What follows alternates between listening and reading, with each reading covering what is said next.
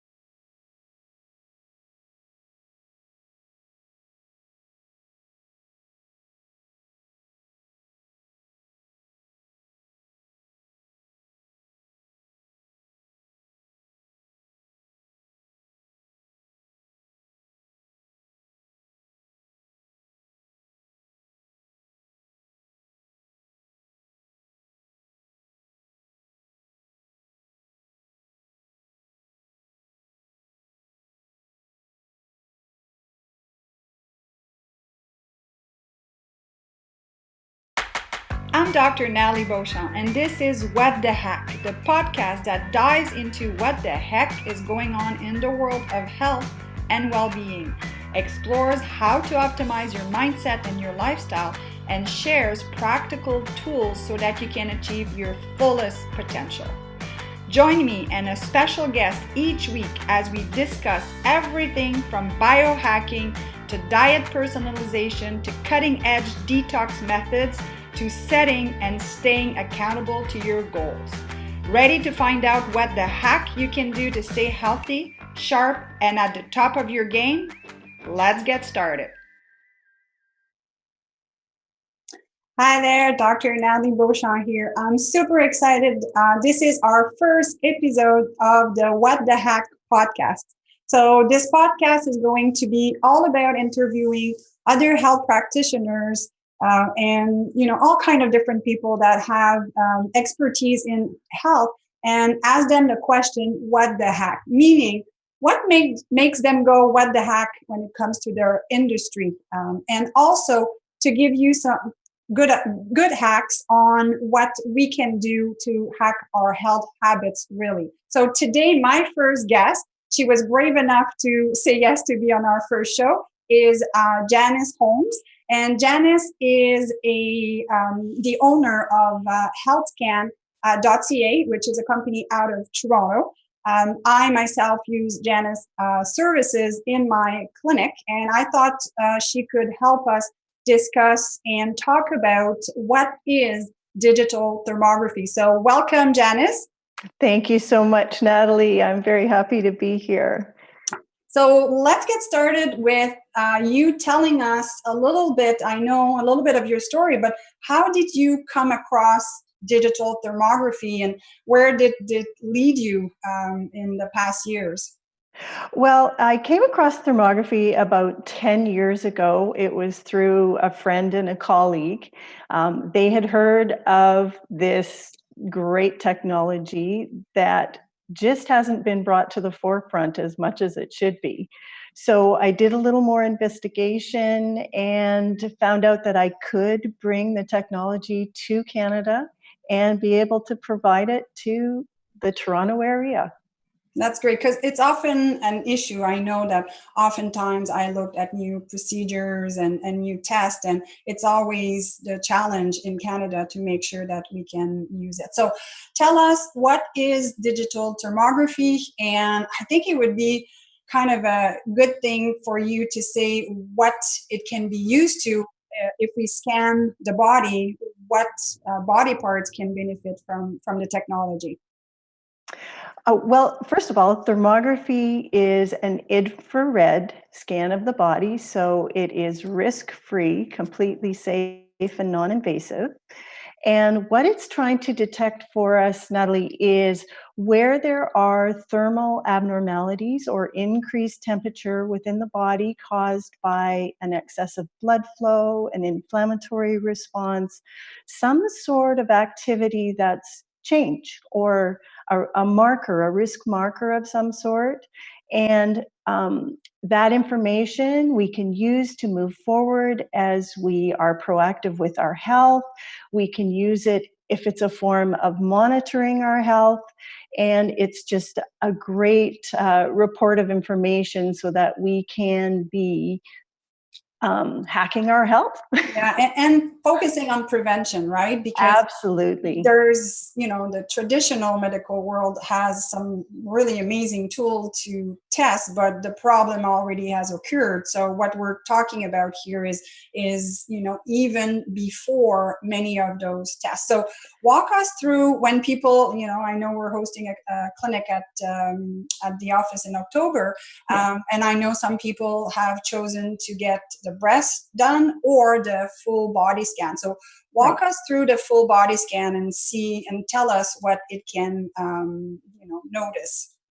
So when I do a full body scan, what we do is we start with the face and work our way down to the toes, basically. So when looking at the face, we're looking for areas of inflammation caused by sinus changes, dental changes, TMJ, looking at all the lymph nodes down to the neck. We go to the thyroid, for the chest, heart conditions, lung conditions, for the breast, of course, all the abnormalities. We're looking at the lymphatic system, moving down, the gut health, the digestive, your organs, the lower pelvis, especially for women with the bladder, ovaries, and uterus, with the men, that bladder, or even early changes within prostate. So, and then of course the musculoskeletal system, so all the joints, and how is the body presenting inflammation or abnormalities that we need to be aware of. Mm-hmm. And I think too, what's really important to say is that it's non-invasive, meaning, you just are in front of the infrared. It feels a bit awkward to be standing naked, but other than that, it's not a big deal. And it's the comparison that's also very important. So if someone decides to do that, then, they can monitor, this is kind of their baseline and any changes that can happen. And I know, how many years has it been that I've been having you come to the clinic? 6? Oh, 6 or 7, yes. So I know that I myself have done it every time and followed with the comparison. It's always a nice relief when I get the report and, no changes noticed. So it's good. And I think some people are starting to know about breast thermography, but I think a lot of people may not realize that full body, like you mentioned, thyroid issues, TMJ, joints, organs for inflammation and joints. So there's a lot of good information that can be given with these reports. So I'm going to ask you a tough question because I know I get it all the time. Does this replace a breast thermography? Does breast thermography replaces a mammogram? And what do you usually? I know what you're going to answer, but share with our listeners. Basically, they are two completely separate forms of exams. So that's the biggest difference. When using mammography, and it's been the gold standard for many years, they are looking for structural changes. Is there an existing mass formation? What type of tissue change is happening because it's changing the structure of the breast tissue?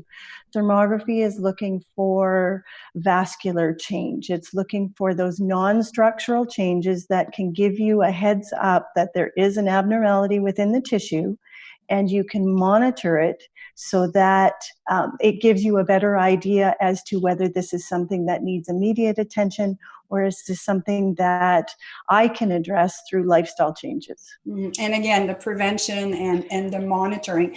Now, another question that I get asked all the time. Well, first of all, there are specialists that are certified into reading the information. Yes. And a lot of patients says, oh, should I bring this to my family physician? And how can we work together with that? So what is your answer usually to that question?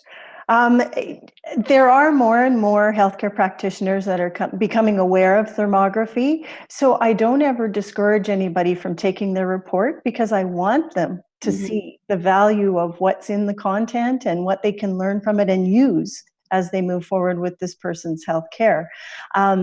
Yes, it's not a common name in the mainstream system, but it's getting there. It's getting there. It is. And another thing, and depending, some people are watching this from the US, from Canada, different provinces, right. And most healthcare or personal insurance will not cover the digital thermography, but some do. So I think people have to just check with their healthcare provider or their insurance to see. Again, yes, I want them to take it to them.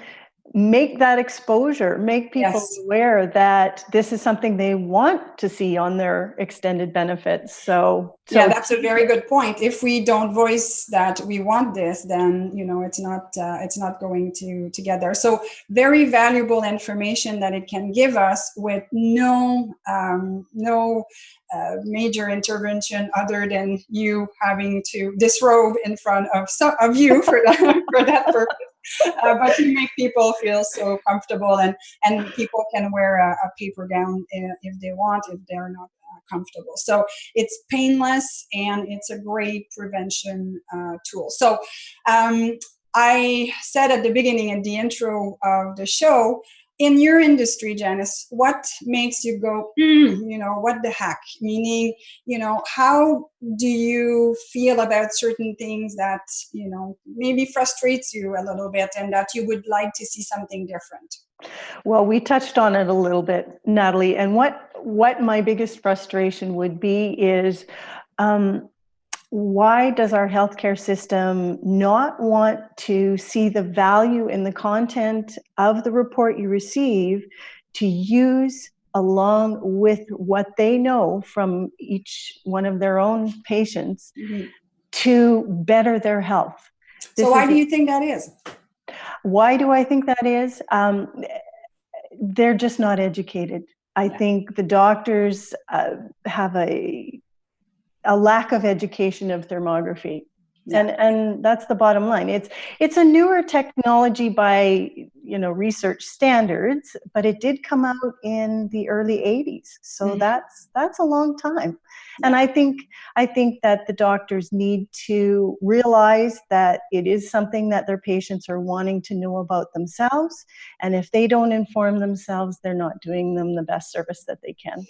No, and I think, to be on the physician side as well, if it's not covered, it's hard for them to suggest that because the patient has to see the value of spending the few $100s that it will cost them to get that information. And that's something too that I'm really passionate about, that things that are not covered, our healthcare system should almost be called sick care system, because it's working when you're sick. They will emergency medicine is fantastic, but health itself, I always tell patients, it's you, it's your wallet, it's your decision. So if there is a tool that is a few $100s that can give you information that can save your life, and I'm not being extremist saying that because it can, I think it's truly worth the money. But it's a matter of what people value, and we value our health to a certain level until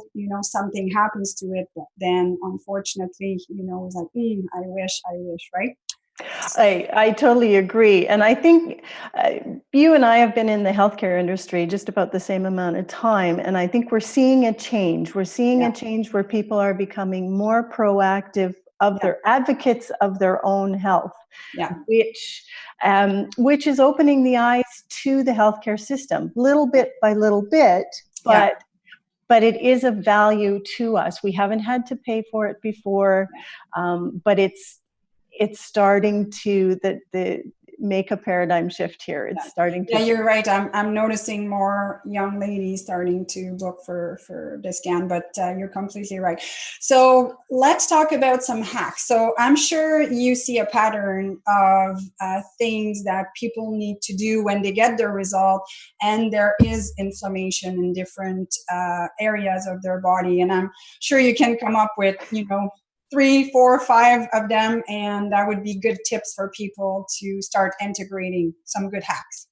Okay. Well, we talked about this, and since breast is probably the most well-known area of the scan, I'm going to start with a couple of hacks for the breast health. Now, it is important to allow proper movement of the breasts and not restrict them. So bra fitting is extremely important. Staying away from the underwires, which can give you that sort of extra pinching or what have you. I know a lot of women wear a bra all day, and the first thing they want to do is come home and take it off.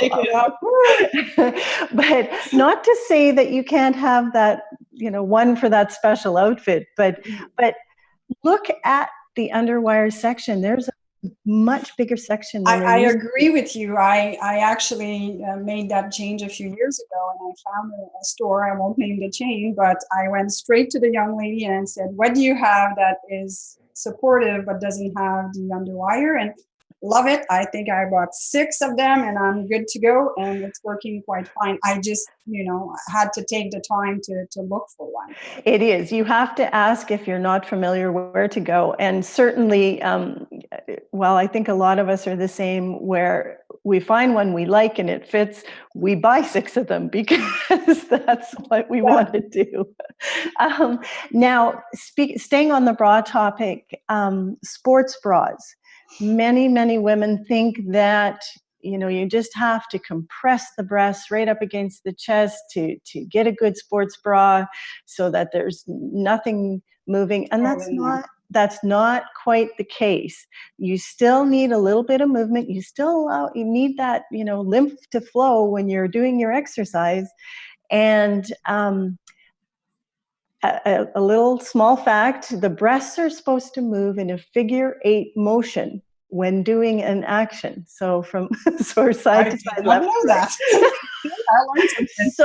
So you need enough support to keep that motion, or to allow that motion, but keep from too much motion. Okay. So the sports bra fitting is just as important as your day-to-day bra fitting. Yeah, and I would think people that are more heavy chested, when they do exercise, they're probably wanting to get as tight as possible. But maybe for that short period of time is okay, but not for a longer period of time. No, I see the point. exactly. Yeah. Your body needs to be able to move. Another thing is, lymphatic flow is very important. An easy place for inflammation to sit, for toxins to accumulate. So, what the heck? Go get a massage. Yeah. Sure, you See, get a here's an massage. excuse to go get a massage, right? That's right. Yeah. Massages will help everything move fluidly as they're supposed to throughout the body, and they feel good. Like there's no Yeah, rebounders are great too, right? So absolutely. You yeah. just want that motion, that soft motion, not a hard motion to get things moving. Exactly. And while we're on that topic, hot sauna to sweat. And I Yes. always, when women say, oh, I don't like to sweat, you need to sweat. Like you can't not sweat. It's one way to eliminate the toxin. So it's truly important.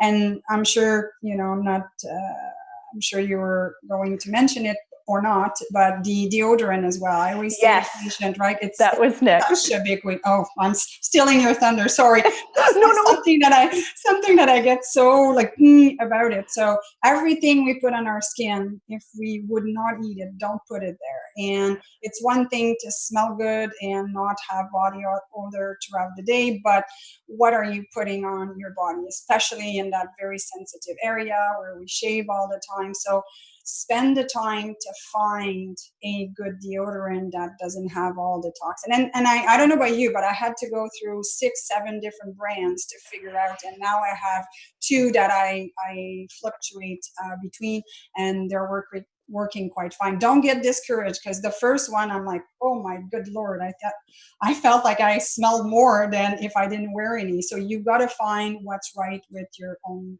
chemistry, right?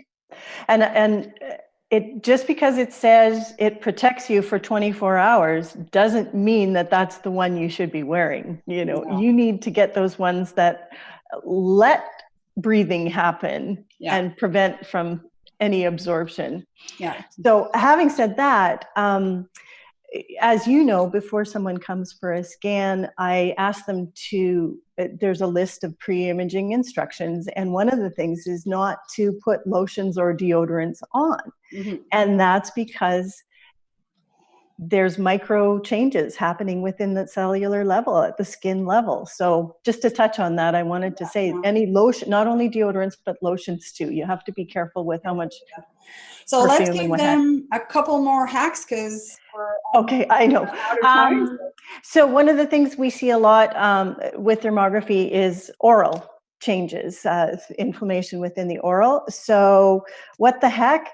Don't brush aggressively. Don't brush too hard. Brushing harder does not make it that much better for you. Yeah. So change your toothbrush often. If you are a user of a power toothbrush, find the right head that works best for you, but avoid that inflammation in your mouth by being careful with how you brush your teeth. And I'm sure if there's any dentists listening to us, they probably are nodding their head. They may be. Probably so much And gum irritation. yeah, I mean, the massage, the lymphatic flow, the dry brushing, that's another thing. What the Yes. heck? If you want to get a good flow of body fluid and what have you, the dry brushing is great. So yeah, I think I've sort of we've covered a few. a lot of ground here. So where can people find more information about you and your clinic, Janice?